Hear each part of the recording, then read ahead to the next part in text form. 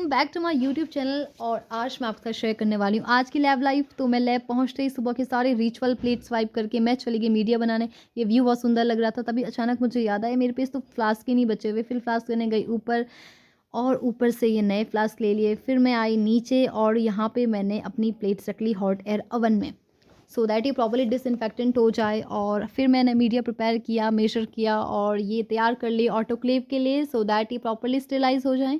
उसके बाद ये कॉटन प्लग बना लिया अनदर राउंड के लिए। फिर उसके बाद ये एक भारी भरकम सी चीज़, उसको इन्होंने ऐसे रखा हुआ जैसे इसके अंदर कोहिनूर का हीरा रखा हो।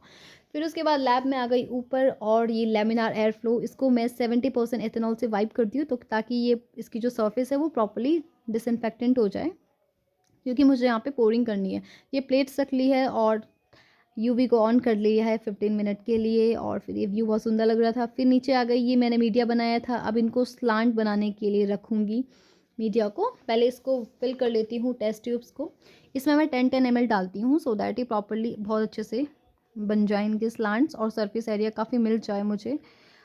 ये स्लांट बनाने का काम बहुत ही मज़ेदार होता है, क्योंकि यार ऐसा लगता है काम कर रहे हैं और साथ साथ बातें भी करते रहो तो सही रहता है।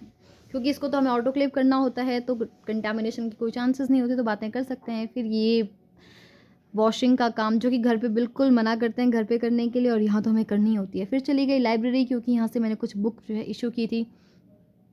लाइब्रेरी पहुँचते ही फिर ये व्यू बहुत सुंदर था तो ले लिया और उसके बाद वापस आ गए बुक इशू करवा के। फिर ये चले गए स्लांट बनाने के लिए। स्लांट को ऑटोक्लेव करना है, उसके बाद इसको तब स्लांट बनेंगे। और ऑटोक्लेव में लगा लिया है स्लांट्स को। फिर हम वापस आ गए स्लांट्स को लगा के, और अब मुझे रीडिंग लेनी थी अनदर राउंड की।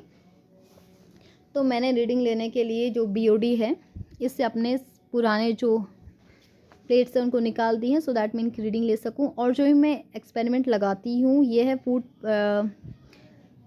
पॉइजन फूड टेक्निक से लगाती हूँ। इसमें हम डिफरेंट बोटानिकल्स को लेके इसमें स्क्रीनिंग करते हैं अलग अलग कॉन्सेंट्रेशन पे कि कौन सा बोटानिकल हमारी फंगस को इनिबिट कर रहा है और कौन सी कॉन्सेंट्रेशन पे कर रहा है। तो डिफरेंट कॉन्सेंट्रेशन को हम लेते हैं और फिर एक्सट्रैक्ट पे देखते हैं।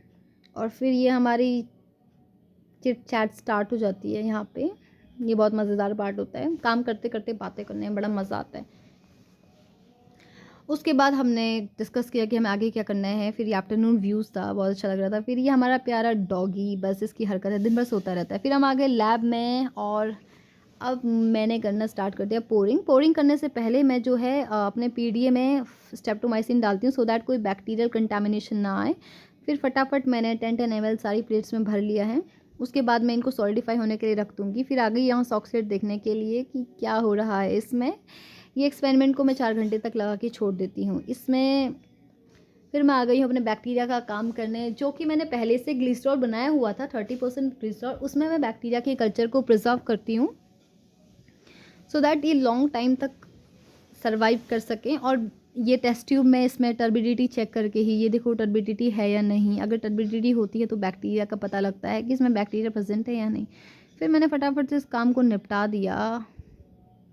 और इसमें मैं क्या करती हूँ, एक एक ml जो है पुरानी ट्यूब से नई ट्यूब में प्रिजर्व करने के लिए कल्चर को डालती हूँ। फिर मुझे स्लांट बनाने थे, मुझे याद आया, फिर मैंने इनको लिटा दिया और इनको प्रॉपर पोजीशनिंग में लिटाने के बाद एक परफेक्ट एंगल से स्लांट बनाती हूँ। फिर bye bye, thank you so much for watching, thank you.